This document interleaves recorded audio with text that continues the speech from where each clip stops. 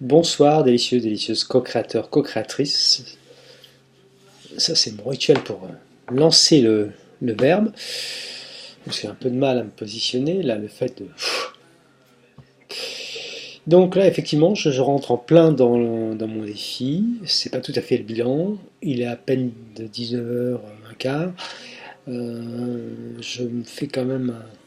Je chauffe un peu mes pensées. J'ai quand même regardé le support. Là, c'est la première journée, samedi tranquille. Je travaille un samedi sur deux, un week-end sur deux. Et là, j'ai commencé vraiment à mettre des éléments en place. J'espère que je pourrai le faire, les garder, les affiner, les transformer de manière continue tout au long du défi, les 100 jours. Euh, pour commencer, un journal de bord, j'ai pris un support classeur, comme j'avais tendance à me disperser si j'ai fait en cahier. Hein, j'ai oublié celui-là. Oh, quand est-ce que je le prends, si je le prends avec moi ou pas. Peu importe là, comme je suis très mobile dans la journée, hein, je prends le métro, etc.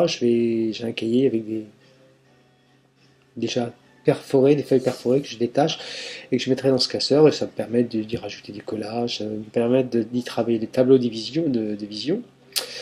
Et voilà, donc vraiment un support qui me plaît, je crois que je vais adopter. Jusqu'à présent, j'ai un peu de mal, mes notes étaient un peu dispersées. Et là, je vais pouvoir tout rassembler sur un support, quitte à avoir comme objectif quelque chose de plus posé, de plus serein, un support livre, un support cahier, qui puisse accueillir posément chaque chose. Mais là, pour l'instant, j'avais vraiment besoin d'un espace de cet ordre-là. Donc j'ai résolu un élément, puisque Office ça me permet aussi d'évoluer au niveau du tableau de vision, parce que les tableaux de vision, moi j'ai des cartons, etc.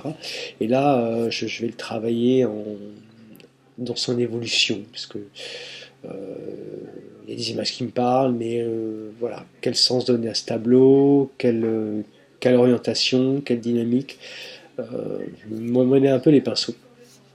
Donc ça, même si je m'emmène les pinceaux, ça restera sur ce support, et puis ça évoluera comme ça peut, comme je veux, et comme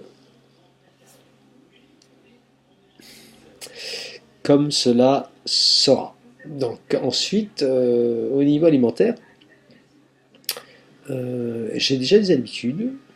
Mon sac de 20 kg de riz, euh, ma levure, mon huile d'olive.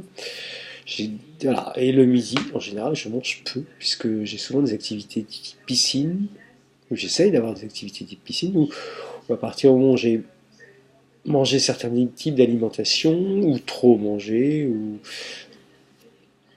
je profite un peu moins de mon potentiel physique et je vis mal. Je vis mal le mouvement, je vis avec des douleurs et des difficultés. Donc j'avais déjà réduit.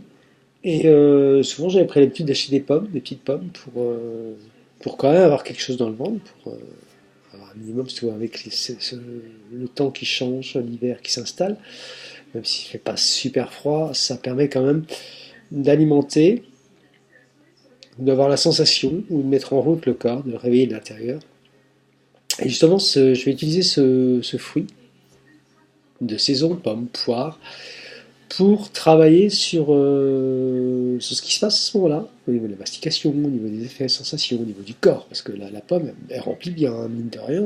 C'est des petites pommes comme ça, mais et elles sont pas super délicieuses celles-là. Hein.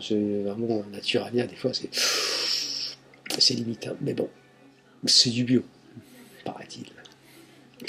Donc, du coup, j'ai mon petit rituel alimentaire qui va évoluer selon les saisons, selon les fruits que je trouve, si je choisis du fruit, sans forcément m'imposer trop de choses. Déjà, il faut voir ce que me propose le cahier au niveau des rituels, si ça peut se marier, corroborer, etc.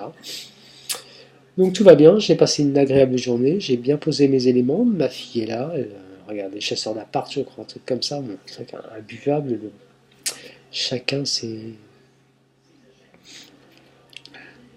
gourmandises. Voilà, et écoutez, je vous souhaite une bonne soirée et à bientôt.